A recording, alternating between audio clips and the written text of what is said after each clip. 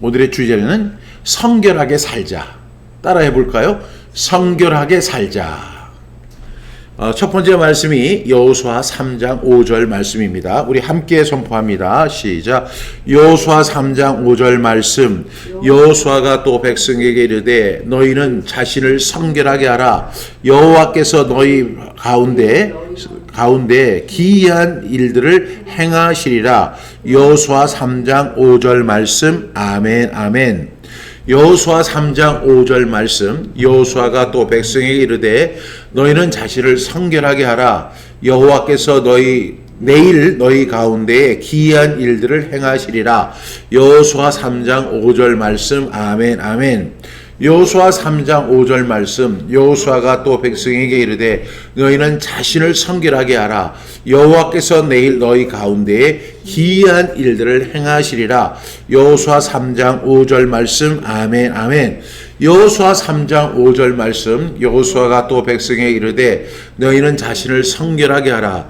여호와께서 내일 너희 가운데 기이한 일들을 행하시리라. 여호수아 3장 5절 말씀. 아멘 아멘. 여호수아 3장 5절 말씀. 여호수아가 또 백성에게 이르되 너희는 자신을 성결하게 하라. 여호와께서 내일 너희 가운데 기이한 일들을 행하시리라. 여호수아 3장 5절 말씀. 아멘 아멘. 우리 한번 눈을 감고 한번 해보겠습니다. 여호수아 3장 5절 말씀. 여호수아가 또 백성에게 이르되 너희는 자신을 성결하게 하라. 여호와께서 내일 너희 가운데에 기이한 일들을 행하시리라. 여호수아 3장 5절 말씀. 아멘 아멘. 오늘 여호수아가 백성들에게 뭐라고 이야기를 한다고 했죠? 너희는 자신을 성결하게 하라. 이렇게 이야기합니다. 그 다음에 너희가 너희 자신을 성결하게 하면 그 다음에 어떤 일이 벌어진다고 했죠? 하나님께서 내일 너희 가운데 기이한 일들을 행하실 것이다 라고 이야기합니다. 이제 여호수아가 요단강을 건너가기 전날 백성에게 주어진 그 말씀입니다. 요단강을 이제 건너가기 전에 약속의 땅으로 들어가기 전에 여호수아가 백성들에게 이야기를 하기를 너희는 자신을 성결하게 하라. 이렇게 이야기합니다. 하나님께서 일하시기 위해서 우리가 해야 할 첫 번째 일은 성결함의 중요성을 아는 것이죠. 하나님은 중요한 일을 이루시기 전에 종종 백성들에게 성결하라는 명령을 내리십니다. 이는 그분의 거룩하심에 참여하고 하나님께서 행하실 일을 준비된 상태로 맞이하라는 것입니다. 오늘날 우리가 성결함은 성령을 통해 우리의 죄를 회개하고 하나님과의 관계를 회복할 때 이루어진다는 사실을 볼 수가 있습니다. 그러면 우리가 우리 자신을 성결하게 하면 어떻게 하나님께서 하신다고 했죠? 기이한 일들을 너에게 보이시겠다. 기이한 일들은 하나님의 능력이 드러나는 일들을 보여주신다는 거예요. 당시 이스라엘 백성에게는 요단강을 가르는 기적이 포함이 되는 거예요. 하나님께서 일하시는데 이 하나님이 기이한 일을 우리에게 보여주시는데 그것은 뭐냐 하면 하나님의 능력을 드러내는 일들이 벌어지는 거예요. 여러분, 이 사건은 하나님의 약속의 성취와 신실함을 보여주고 그분의 인도하심이 계속될 것임을 우리에게 확언하는 그런 말씀입니다. 그래서 그러기 위해서 우리가 해야 할 자세가 무엇이죠? 너희는 자신을 성결하게 하라. 여러분, 이 말씀을 오늘날에 우리가 적용해 본다면 우리의 삶에서도 하나님께서 우리에게 큰 일을 행하시기 전에 우리가 영적으로 도덕적으로 내면적인 준비를 하기를 원하시는 거예요. 이 말씀은 하나님의 약속은 신실하고 그분의 명령에 순종하는 삶이 기적의 통로가 될 수 있음을 우리에게 설명하고 있는 말씀입니다. 따라서 우리는 이 성결함은 단순히 종교 생활의 의무가 아니라 하나님과의 동행을 위한 필수 요소라는 사실을 꼭 기억하는 저와 여러분 되기를 바랍니다. 다시 한번 이 말씀 선포합니다. 여호수아 3장 5절 말씀. 여호수아가 또 백성에게 이르되 너희는 자신을 성결하게 하라. 여호와께서 내일 너희 가운데에 기이한 일들을 행하시리라. 여호수아 3장 5절 말씀. 아멘 아멘. 두 번째 말씀 보겠습니다. 시편 18편 26절 말씀입니다. 시작. 시편 18편 26절 말씀. 깨끗한 자에게는 주의 깨끗하심을 보이시며 사악한 자에게는 주의 거스리심을 보이시리니. 시편 18편 26절 말씀. 아멘 아멘. 시편 18편 26절 말씀. 깨끗한 자에게는 주의 깨끗하심을 보이시며 사악한 자에게는 주의 거스리심을 보이시리니. 시편 18편 6절 말씀. 아멘 아멘. 시편 18편 26절 말씀. 깨끗한 자에게는 주의 깨끗하심을 보이시며 사악한 자에게는 주의 거스리심을 보이시리니. 시편 18편 26절 말씀. 아멘 아멘. 시편 18편 26절 말씀. 깨끗한 자에게는 주의 깨끗하심을 보이시며 사악한 자에게는 주의 거스리심을 보이시리니. 시편 18편 26절 말씀. 아멘 아멘. 눈을 감고 시편 18편 26절 말씀. 깨끗한 자에게는 주의 깨끗하심을 보이시며 사악한 자에게는 주의 거스리심을 보이시리니. 시편 18편 26절 말씀. 아멘 아멘. 우리가 전에 말씀과 같이 하나님은 우리가 스스로를 성결하게 하기를 원하세요. 그래야만 하나님과 우리가 동행할 수 있다는 사실을 말씀하고 있죠. 그런데 시편 18편 26절 말씀은 이렇게 이야기하죠. 깨끗한 자에게는 주의 깨끗하심을 보이신다. 여기서 깨끗한 자는 순수하고 정직하며 마음과 행동에서 의로움을 추구하는 사람을 의미하고 있습니다. 그러한 사람에게 하나님의 순결함과 선하심을 나타내 보여주신다는 거죠. 이는 하나님의 성품을 바르게 이해하고 경험할 수 있도록 도와주신다는 거죠. 하나님의 성품. 그러니까 깨끗한 자에게는 하나님의 깨끗하심을 보여주신다. 이렇게 말씀하고 있습니다. 그런데 여기에 보니까 그 다음 말씀이 뭐예요? 사악한 자에게는 주의 거스리심을 보이신다. 또 이렇게 말씀하고 있습니다. 반대로 이 사악한 자가 뭐예요? 불의하고 죄를 행하고 하나님을 거역하는 자를 말하는 거예요. 불의하다. 하나님은 의로우신데 불의한 행동을 해요. 그 다음에 죄를 범하고 더 나아가서 하나님을 거역하는 사람을 성경은 뭐라고 이야기하냐면 사악한 자라고 이야기합니다. 이들에게는요, 하나님께서 공의의 하나님으로 나타나셔서 그들의 악한 길을 심판하시며 그들을 대적하시는 것을 보여주신다는 거예요. 다시 말하면 하나님께서는 죄를 용납하지 않으심을 보여주신다는 것을 의미합니다. 깨끗한 자에게는 주의 깨끗하심을 보여주시는데 사악한 자가 뭐라고 했죠? 불의하고 죄를 범하며 하나님을 거역하는 그 사악한 자에게는 하나님께서 나는 공의의 하나님이야. 그리고 그들의 악한 길을 심판하시고 그들을 대적하시고 하나님께서 죄를 용납하지 않으신다는 사실을 명백하게 보여주신다는 것을 이렇게 이야기하고 있습니다. 따라서 여러분, 이 말씀 우리의 매일의 삶 속에서 하나님 앞에 정직하고 깨끗한 마음을 유지하며 살아가야 한다는 사실을 우리에게 촉구하고 있는 말씀입니다. 다시 한번 이 말씀 선포합니다. 시편 18편 26절 말씀. 깨끗한 자에게는 주의 깨끗하심을 보이시며 사악한 자에게는 주의 거스리심을 보이시리니. 시편 18편 26절 말씀. 아멘 아멘. 시편 119편 9절 말씀. 청년이 무엇으로 그의 행실을 깨끗게 하리이까 주의 말씀만 지킬 따름이니이다. 시편 119편 9절 말씀. 아멘 아멘. 시편 119편 9절 말씀. 청년이 무엇으로 그의 행실을 깨끗하게 하리이까 주의 말씀만 지킬 따름이니이다. 시편 119편 9절 말씀. 아멘 아멘.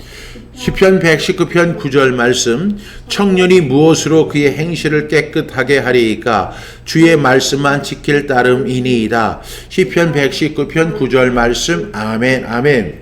시편 119편 9절 말씀. 청년이 무엇으로 그의 행실을 깨끗하게 하리이까 주의 말씀만 지킬 따름이니이다. 시편 119편 9절 말씀. 아멘 아멘. 시편 119편 9절 말씀, 청년이 무엇으로 그의 행실을 깨끗게 하리이까 주의 말씀을 따라 지킬 따름이니이다. 시편 119편 9절 말씀. 아멘 아멘. 옛날 성경에는 청년이 무엇으로 그의 행실을 깨끗하게 하리이까 주의 말씀만 지킬 따름이다 이렇게 되어 있지 않고 주의 말씀만 지킬 따름 이렇게 돼 있었죠. 여러분, 그 시편 119편은 우리가 이 신구약 성경에서 가장 긴 절수입니다. 그런데 이 긴 절수 내내 무엇을 강조하죠? 하나님의 말씀만 강조하고 있어요. 여러분, 여기서 청년이라는 것은 물론 젊은 사람을 의미할 수도 있겠지만 저는 이것은 하나님을 믿는 모든 크리스천에게 다 적용되는 말씀이라고 믿습니다. 시편 119편 9절에서 청년이 무엇으로 그의 행실을 깨끗하게 하리이까. 여러분, 오늘 말씀과 같이 너희는 자신을 성결하게 하라 이렇게 말씀하시죠. 그 다음에 깨끗한 자에게는 주의 깨끗하심을 보이신다 이렇게 말씀합니다. 그러면 우리가 어떻게 깨끗하게 할 수 있을까? 우리가 어떻게 자신을 성결하게 할 수 있을까? 우리가 어떻게 자신을 지켜 행할 수 있을까? 그 방법은 뭐죠? 하나님의 말씀만 지킬 따름입니다. 여러분, 세상을 한번 보세요. 세상의 가치는 흔들린다고요. 그래서 세상의 가치는 믿을 수가 없어요. 천지는 변합니다. 그러나 하나님의 말씀은 변하지 않습니다. 세상은 이루어지지 않습니다. 그러나 하나님의 말씀은 1.1핵도 다 이루어지는 역사가 일어납니다. 따라서 우리 크리스천들은 어떻게 우리가 살아가야 하냐면 하나님의 말씀만 지키는 삶을 살아가야 돼요. 그것이 우리의 행실을 깨끗하게 하는 능력이 됩니다. 이것밖에 없어요. 교장 선생님의 훈시를 가지고 되는 게 아니에요. 선생님의 어떤 도덕적 기준에 의해서 이루어지는 것이 아니에요. 왜 그러냐면 그 선생님도 타락한 사람이기 때문에 그래요. 그러나 가장 순수한 말씀, 음보다도 더 귀한 말씀, 아주 정갈한 금보다도 더 연단된 하나님의 말씀이 우리를 깨끗하게 할 줄로 믿습니다. 다시 한번 선포합니다. 시편 119편 9절 말씀, 청년이 무엇으로 그의 행실을 깨끗하게 하리이까 주의 말씀만 지킬 따름이니이다. 시편 119편 9절 말씀. 아멘 아멘. 잠언 16장 2절 말씀, 사람의 행위가 자기 보기에는 모두 깨끗하여도 여호와는 심령을 감찰하시느니라. 잠언 16장 2절 말씀. 아멘 아멘. 잠언 16장 2절 말씀, 사람의 행위가 자기 보기에는 모두 깨끗하여도 여호와는 심령을 감찰하시느니라. 잠언 16장 2절 말씀. 아멘 아멘. 잠언 16장 2절 말씀, 사람의 행위가 자기 보기에는 모두 깨끗하여도 여호와는 심령을 감찰하시느니라. 잠언 16장 2절 말씀. 아멘 아멘. 잠언 16장 2절 말씀, 사람의 행위가 자기 보기에는 모두 깨끗하여도 여호와는 심령을 감찰하시느니라. 잠언 16장 2절 말씀. 아멘 아멘. 잠언 16장 2절 말씀, 사람의 행위가 자기 보기에는 모두 깨끗하여도 여호와는 심령을 감찰하시느니라. 잠언 16장 2절 말씀. 아멘 아멘. 눈을 감고 잠언 16장 2절 말씀, 사람의 행위가 자기 보기에는 모두 깨끗하여도 여호와는 심령을 감찰하시느니라. 잠언 16장 2절 말씀. 아멘 아멘. 여러분, 사람은 착각을 합니다. 어떤 착각을 하냐면 세상에서 가장 의로운 사람이 자기 자신이라고 생각을 해요. 또 세상에서 가장 착한 사람이 자기 자신이라고 생각을 해요. 여러분, 제가 어떤 아주 나쁜 사람을 제가 만나본 적이 있어요. 이 사람은 자기는 자기 자신을 의롭다고 하는데 다른 사람은 저 사람은 정말로 바늘로 찔러도 피 한 방울 안 날 사람이고 저 사람은 정말 나쁜 사람이고 정말 저 사람은 피도 눈물도 없는 사람이라고 이렇게 이야기하는데 그 사람은 자기가 항상 제일 의로운 사람이라고 이렇게 생각을 하는 거예요. 정말로 자기는 그렇게 이야기합니다. 또 기도할 때 어디 이렇게 같이 이렇게 가면 꼭 다른 사람들은 그냥 이렇게 교회 가면 이렇게 가서 기도하잖아요. 근데 이 사람은 신발을 탁 벗고 맨 앞으로 가서 강단 밑에 가서 무릎을 탁 두 손을 들고 아버지 하고 기도합니다.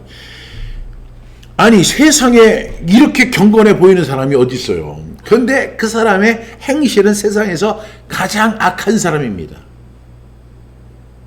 그런데 자기는 자기 자신이 가장 의롭다고 생각합니다. 여러분, 그 사람의 모습만이 아니에요. 그게 실제적으로 나의 모습이기도 합니다. 제가 7년간 청주교도소 제가 교화를 맡았거든요. 그래서 매주 월요일 가서 예배를 인도했어요. 그러다 보니까 청주교도소에 수많은 그 재소자들 있잖아요. 그 사람들을 만나게 되는데 그러다 보니까 이렇게 얼굴이 익혀지게 되고 또 이렇게 대화를 하게 되고 알게 되고 이름을 알게 되고 뭐 이렇게 하고 또 서로 반가워하는 그런 사이가 됐어요. 제가 7년 동안 그 교정위원으로 그 당시가 이제 강금실 법무부 장관이었을 때 제가 청주교도소 이제 교화위원이었습니다. 그래서 월요일마다 제가 예배를 인도하는데 제가 가만히 보니까요. 제일 놀라운 사실이 뭐냐면 세상에서 가장 억울한 사람들은 다 청주교도소에 다 몰려 있는 거예요. 왜냐하면 이 사람들은 자기가 다 의롭대요. 자기는 죄를 안 졌대요. 자기는 착한 사람이래요. 자기가 이렇게 일어난 건 다 저 사람 탓이고 내 탓은 하나도 없대요. 제가 이렇게 이야기를 듣다 보니까 제가 처음에 한 1년, 2년은 그 말에 이렇게 속게 되더라고요. 근데 거기서 30년째 이렇게 교화 활동을 하는 목사님이 계셨거든요.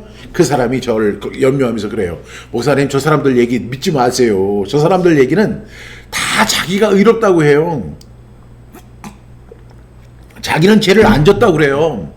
다른 사람이 쓴 죄 때문에 자기가 덤탱이를 써가지고 이렇게 들어왔다고 하는 거예요. 한 사람도 자기가 죄인이라고 하는 사람이 없어요. 이렇게 이야기를 하더라고요. 여러분, 제가 그 사실을 듣고 나서 그 사람들을 보니까 야, 세상에 저렇게 뻔뻔한 사람이 참 없다 이런 생각이 들어요. 저한테 그렇게 자기가 의롭다, 깨끗하다, 착하다, 자기 죄 안 졌다, 자기는 정말 억울하다, 별 얘기를 다 해도 뭐 제가 어떻게 해줄 수 있는 힘은 하나도 없잖아요. 그런데도 저한테 와가지고 목사님 저는 정말로 억울해요. 꼭 저 탄원서를 꼭 써주세요.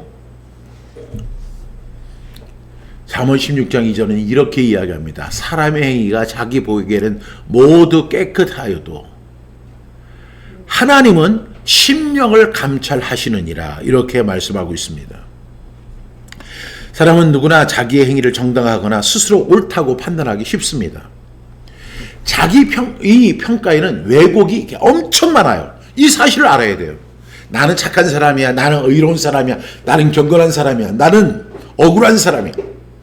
이렇게 자기 평가에는 왜곡이 많아요. 왜 그러냐? 그것은 교만이나 자기 중심적인 생각에서 그렇게 스타트를 하기 때문에 그런 거예요. 그런데 하나님의 기준은 뭐예요? 절대적 기준이에요.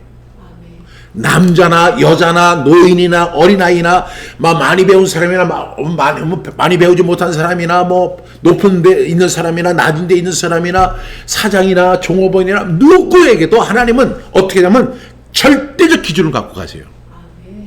그래서 우리가 어떻게 판단을 해야 되냐면 내 자신을 나에게 의탁하면 여러분 이걸 보면은 나는 항상 의롭고 나는 항상 친절하고 나는 항상 깨끗한 사람 같지만 우리는 뭘로 봐야 돼요? 하나님의 절대적 기준으로 나를 봐야만 정말로 그것이 나의 본연의 모습입니다. 그래서 하나님은 인간의 행위를 평가할 때 단순히 외적인 결과 겉으로 드러난 것이 아니라 그 행위를 하게 된 동기의 마음과 상태를 보신다는 거예요. 예수님께서 말씀하시죠. 옛사람에게 말한 바 간음하지 말라 하는 말을 너희가 들었으나 나는 너희에게 이르노니 여자를 보고 음욕을 품는 자마다 이미 마음에 간음하였느니라. 예수님 이렇게 말씀하시잖아요. 여러분, 여자를 보고 마음에 음욕을 품어서도 다른 사람 절대로 몰라요. 그러나 누구는 아세요? 하나님은 보시는 거예요. 하나님은 심령을 보시고 그 사람을 판단하는 거지, 그 사람의 어떤 그 외적인 기준, 외적인 결과, 그것만 가지고 그 사람을 판단하는 게 아니에요. 그래서 여러분, 우리가 이런 착각을 내버리고 하나님의 기준으로 나를 보는 거예요. 하나님의 기준. 뭐라고 그래요? 선을 행하고 전혀 죄를 범하지 아니하는 의인은 세상에 없기 때문이로다. 모든 사람이 죄를 범하였음에 하나님의 영광에 이르지 못하더라. 이 말씀이 정확한 말씀이에요. 그래야만 그 말씀을 깨달을 때 우리가 비로소 나는 죄인입니다.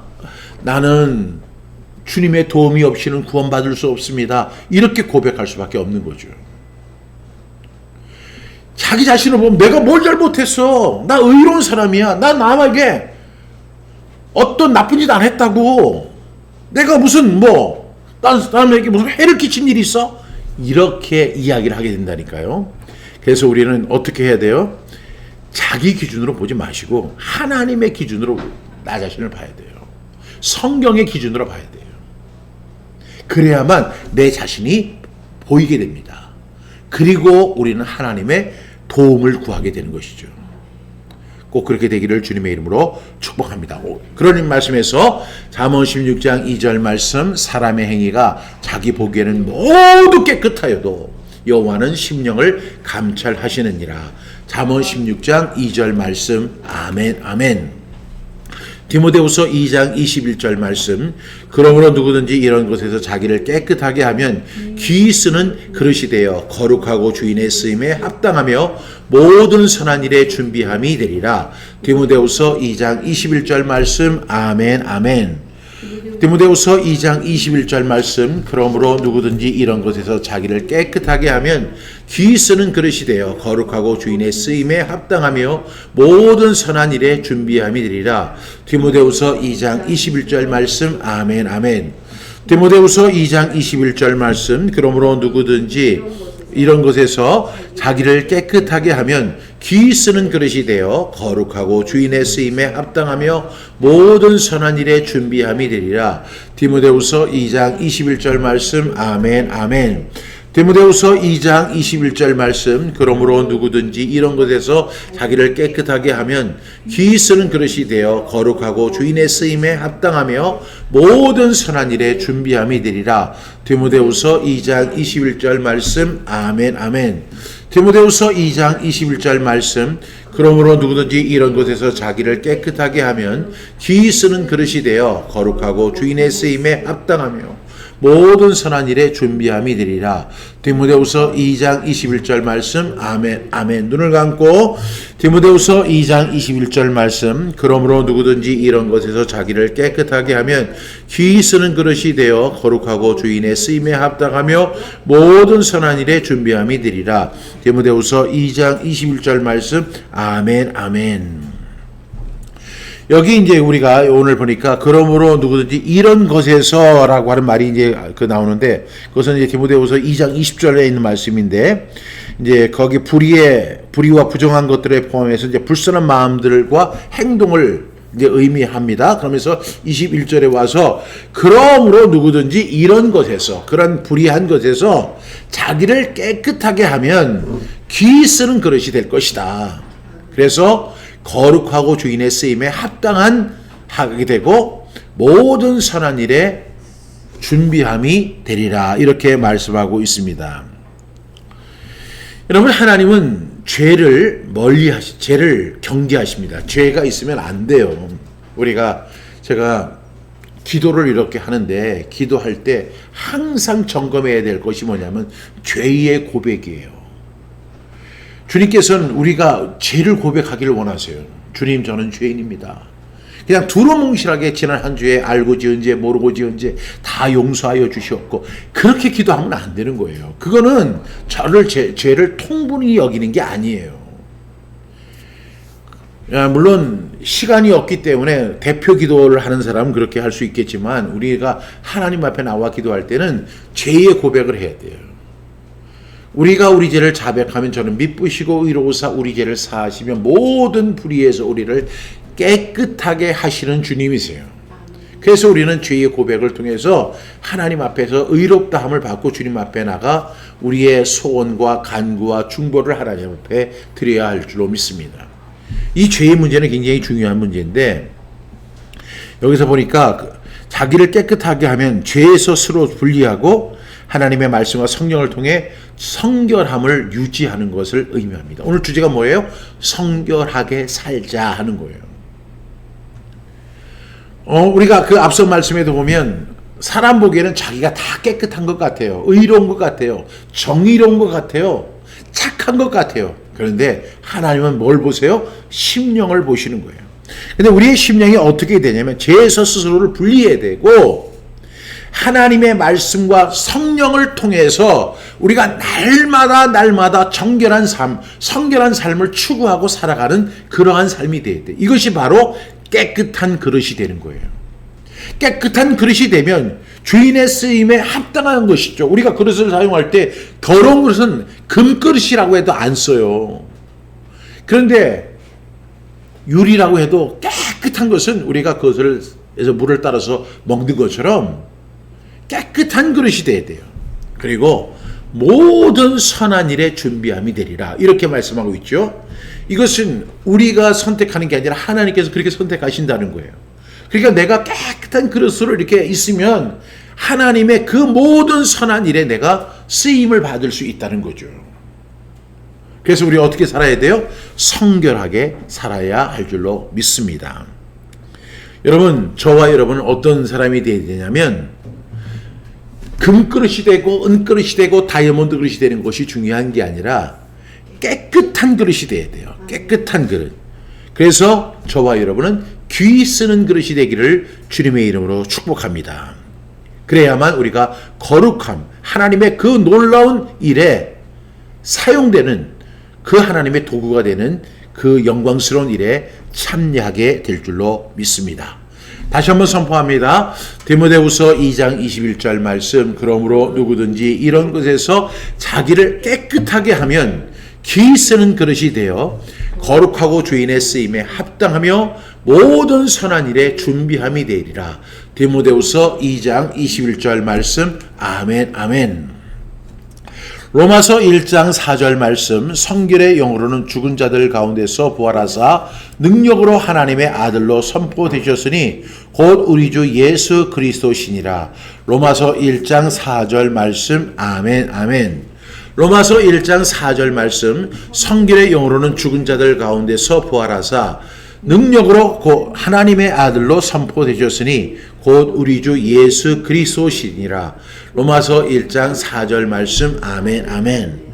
로마서 1장 4절 말씀. 성결의 영으로는 죽은 자들 가운데서 부활하사 능력으로 하나님의 아들로 선포되셨으니 곧 우리 주 예수 그리스도시니라. 로마서 1장 4절 말씀. 아멘, 아멘. 로마서 1장 4절 말씀. 성결의 영으로는 죽은 자들 가운데서 부활하사 능력으로 하나님의 아들로 선포되셨으니 곧 우리 주 예수 그리스도시니라. 로마서 1장 4절 말씀. 아멘, 아멘. 로마서 1장 4절 말씀. 성결의 영으로는 죽은 자들 가운데서 부활하사 능력으로 하나님의 아들로 선포되셨으니 곧 우리 주 예수 그리스도시니라. 로마서 1장 4절 말씀. 아멘, 아멘. 여러분, 우리 주제가 뭐라고 했죠? 성결하게 살자. 여러분, 주님은 어떤 영이에요? 성결의 영으로는 죽은 자들 가운데서 부활하사 능력으로 하나님의 아들로 선포되신 분이 있는데 그분이 누구라고요? 우리 주 예수 그리스도시니라. 이렇게 이야기합니다. 여러분, 여기서 성결의 영이 나오죠. 성결의 영이 뭘까요? 그래서 성령님을 의미하는데 하나님의 거룩함과 영광을 나타내는 영적인 본질을 의미하고 있습니다. 성령님께서 예수님의 전 생애와 사역을 통해 그의 신성을 드러내셨다는 것입니다. 그런데 여기 보니까 죽은 자들 가운데서 부활하사 이런 말씀이 나오죠. 이 말씀은 예수님의 부활은 단순히 생물학적 회생을 넘어서 죄와 사망의 권세를 깨뜨리고 새 생명을 얻는 초월적 사건임을 우리에게 설명하고 있습니다. 여러분, 이것이 바로 죽은 자들 가운데서 부활하사 이렇게 이야기합니다. 그 다음에 능력으로 하나님의 아들로 선포되셨다. 여러분, 이 말씀의 뜻이 뭐예요? 능력으로 하나님의 아들로 선포되셨으니, 여러분, 이 부활의 사건은요, 단순히 어떤 인간이 아니라 하나님 아들로서의 그 권위와 능력을 공식적으로 입증하는 것을 의미합니다. 좀 어려운 이야기죠. 그래서 이 로마서가 교리서인데, 이 사도 바울은 로마서를 1장을 쓰면서 1장에서 가장 중요한 핵심들을 설명하는데, 그 중에서 예수 그리스도를 소개할 때 이렇게 설명을 하는 거죠. 그분은 어떤 분이시냐? 성결의 영으로는 죽은 자들 가운데서 부활하사 능력으로서 하나님의 아들로 선포되신 분이다. 이것이 바로 성령의 임재, 성령의 보증이다. 이렇게 이야기를 하는 거예요. 예수는 인간적으로 오신 구세주 그리스도는 하나님께서 기름 부음을 받은 메시아를 나타내는데, 오늘 이 말씀을 통해서 우리 주님에 대한 속성을 설명해요. 그것이 뭐냐면 바로 주님은 성결의 영으로 죽은 자들 가운데서 부활하사 능력으로 하나님의 아들로 뭐 되신 분이라고요? 선포되신 분이에요. 그러니까 이 성결의 영과 부활의 관계가 있다는 것이고요. 더 나아가서 하나님의 아들로 입증이 됐다고 하는 것을 선포하는 내용이에요. 그래서 여러분, 성결의 영, 이 성결의 영이 뭐예요? 성령님을 의미한다고 했죠. 성령님은 항상 어떤 의미가 있냐면 성결의 영으로 인정받고 있다는 사실을 우리가 꼭 기억할 수 있기를 간절히 바랍니다. 그래서 이 선포는 단지 이제 선언적 행위가 아니라 부활의 역사적, 영적 사건에 기반해서 우리에게 설명을 하는 내용이에요.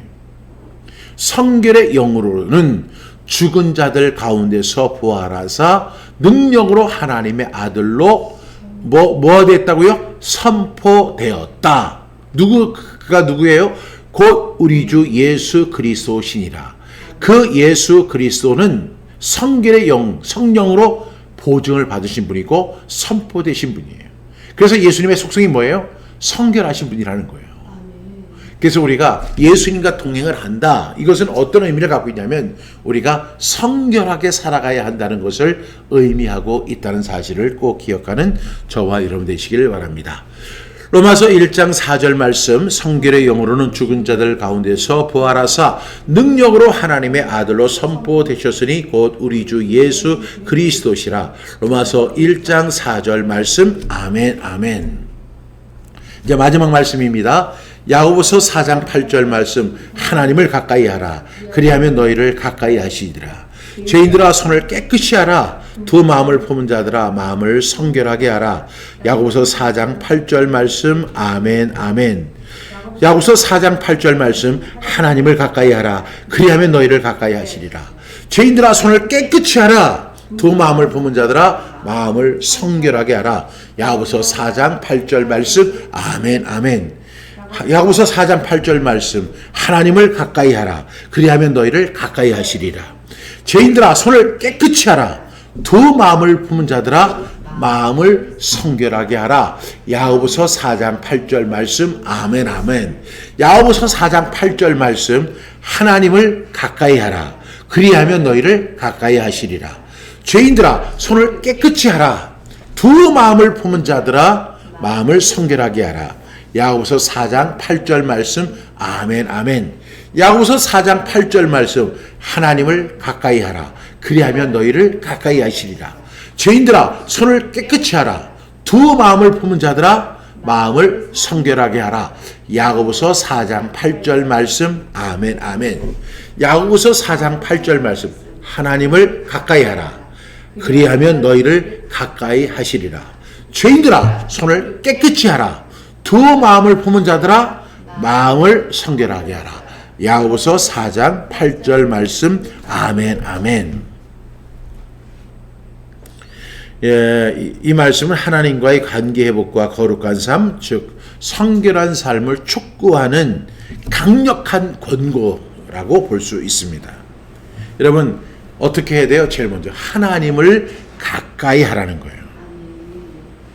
하나님은 인간에게 먼저 다가오시는 분입니다. 요한복음 6장 44절 이하에 보게 되면 하나님은 우리가 하나님을 먼저 사랑한 게 아니에요. 하나님은 우리를 먼저 사랑하셨어요. 그리고 하나님은 우리에게 먼저 가까이 오시는 분이에요. 그러나 우리의 믿음의 반응이 필요한 것이죠. 여기서 가까이 하라는 것은 단리적인 물리적인 접근이 아니라 마음과 영으로 하나님 앞에 나아가라는 것입니다. 우리가 하나님 앞에 예배 드릴 때도 하나님은 영이시니 예배하는 자가 영과 진리로 예배할지니라 이렇게 이야기하는 것. 그것이 바로 하나님을 가까이 하는 행위예요. 이것이 바로 우리가 기도와 말씀, 묵상, 예배를 통해서 하나님 앞에 나아가는 행위입니다. 이런 적극적인 행위를 포함해서 우리는 기도해야 되고 말씀을 묵상해야 되고 예배를 통해서 하나님 앞에 적극적으로 나가는 행위가 꼭 필요한 것으로 믿습니다. 우리가 하나님께 가까이 가면 우리의 삶에 실제적인 임재와 교제가 이루어지고 그분과 더욱 밀착되는 역사가 일어나게 됩니다. 그 다음에 뭐라고 하죠? 죄인들아 손을 깨끗이 하라 이야기합니다. 이 손은 뭘 의미할까요? 손은 행위를 의미합니다. 행위를 의미하죠. 그래서 죄는 하나님과 인간 사이를 이렇게 이제 가로막는 가장 큰 장벽인데, 또 깨끗이 하라고 하는 것은 우리가 단순히 뭐 옷을 깨끗하게 입고 목욕을 재개하고 하는 외적인 정결을 의미하는 것이 아니라 우리가 죄를 회개하고 하나님의 용서를 받아서 삶의 행위를 변화시켜 나가는 행위가 바로 손을 깨끗하게 하는 행위입니다. 그러니까 제가 우리 하늘문이 열리는 파워 통성 기도에서 거기에서 이제 그 기도가 있는데, 기도가 첫 번째 기도가 뭐라고 했어요? 하나님을 찬양하는 거예요. 두 번째가 뭐라고 했어요? 죄를 회개하는 거예요. 죄를 고백하는 거예요. 그리고 세 번째가 뭐죠? 그리고 하나님께 대한 감사를 해야 돼요. 네 번째가 뭐죠? 중보를 하는 거죠. 하나님 앞에 중보합니다. 그 다음에 다섯 번째가 간구해요. 그리고 여섯 번째, 마지막 여섯 번째가 뭐냐면 하나님의 음성을 듣는 거예요. 여러분, 이 기도는 훈련이 돼야 돼요. 왜? 우리의 본능적인 기도는 뭐부터 튀어나와요? 간구부터 튀어나오거든요.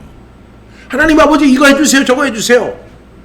그런데 하나님이 우리를 왜 지으셨느냐면 하나님이 우리에게 찬양을 받으시기 우리를 지으셨거든요. 그러니까 우리가 기도의 시간에 나가서 제일 먼저 해야 할 일은 하나님을 찬양하는 거예요.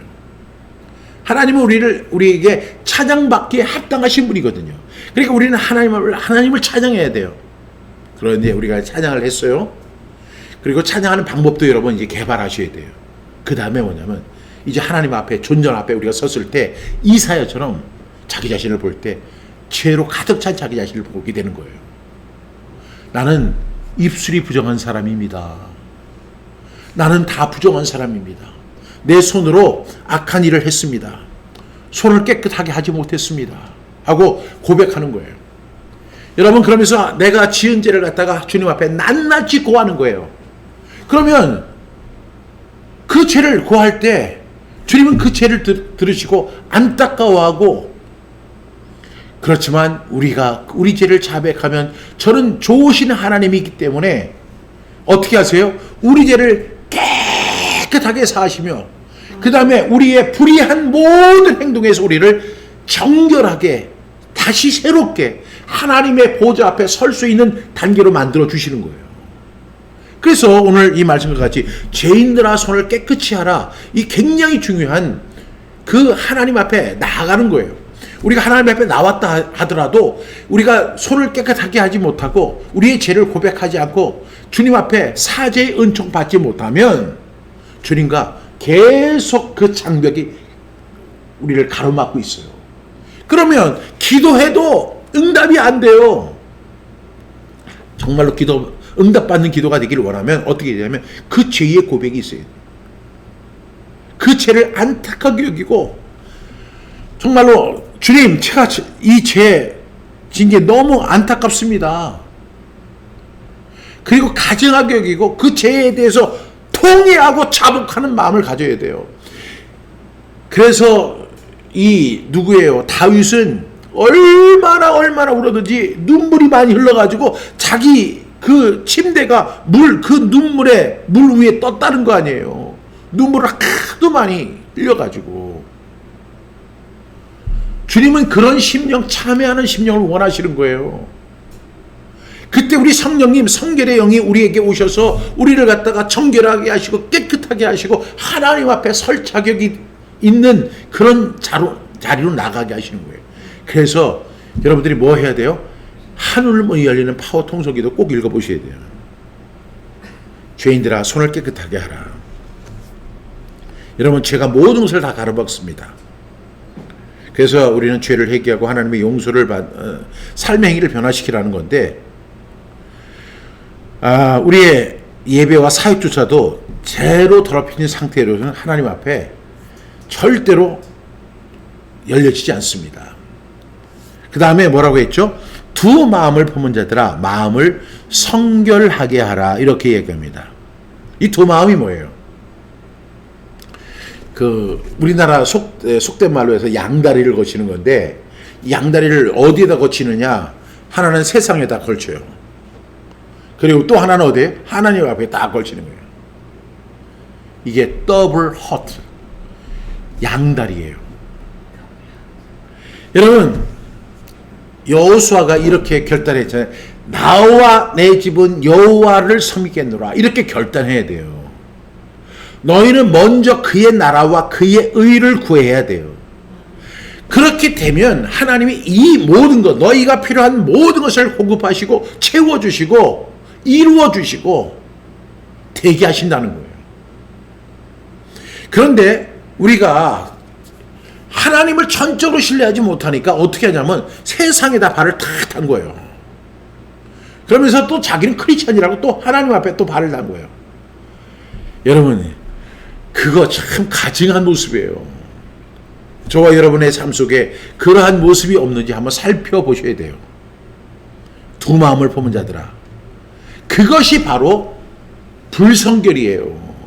그것이 더러운 거예요. 여러분 생각해 보세요. 아내가 있는데 다른 여자를 좋아하면 그게 양다리를 거치는 거고 두 마음을 품은 거잖아요.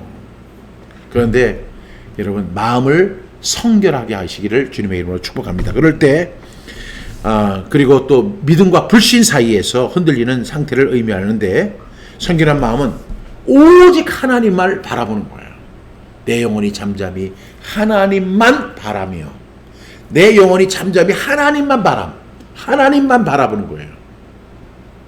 그렇게 하면 세상이 그건 다 놓쳐버릴 것 같죠? 아니요. 그리하면 이 모든 것을 너희에게 더하시리라. 이렇게 이야기합니다. 오늘 말씀이 뭐예요? 하나님을 가까이 하라. 그리하면 너희를 가까이 하시리라. 죄인들아, 손을 깨끗이 하라. 그 다음에 두 마음을 품은 자들아, 마음을 성결하게 하라. 오늘 주제가 뭐예요? 성결하게 살자. 성결하게 살아야만 기도가 응답이 돼요. 성결하게 살아야만 하나님이 그 예배를 받으세요. 성결하게 살아야만 하나님과 교제할 수 있어요. 그러니까 이 성결하게 사는 것은 어떻게 보면 가장 기본이에요. 이거부터 우리가 훈련해야 돼요. 이것이 하나님 앞에 나가는 것이고, 하나님 앞에 기도의 응답을 받는 비결이고, 우리가 하나님 앞에 예배할 때 우리의 예배를 연락받으시는 조건이에요. 그런데 많은 사람들이 이 성결의 문제에 대해서 관심이 없고, 하나님 앞에 그냥 예배만 드리고 기도만 하고 자기의 의무만 다하면 하나님이 무조건 기뻐 받으실 거로 오해하는 경우가 있어요. 그리고 나서 왜 하나님 제 기도 들어주시지 않으세요? 제가 하나님 앞에 얼마나 열심히 살았는 줄 아세요? 저 새벽 기도도 하잖아요. 저 주일 성수하잖아요.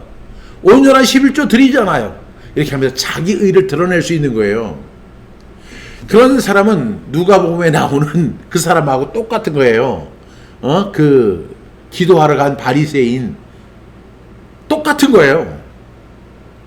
우리는 기도하는 것도 중요하고 예배 드리는 것도 중요하고 우리가 어떤 신앙인의 의무를 다하는 것도 중요하고 예수 잘 믿는 것도 중요하지만 진짜 중요한 것은 야고보서 4장 8절이에요. 시작. 하나님을 가까이 하라. 그리하면 너희를 가까이 하시리라. 죄인들아 손을 깨끗이 하라. 두 마음을 품은 자들아 마음을 성결하게 하라. 이렇게 하는 거예요. 이것이 진정한 예배의 삶이고 이것이 하나님의 기뻐하시고 선하시고 기뻐하시고 온전하신 뜻이고 이것이 여러분들이 기도 응답을 받는 방법이에요. 어떻게 하시겠어요? 그렇게 하시겠어요? 안 하시겠어요?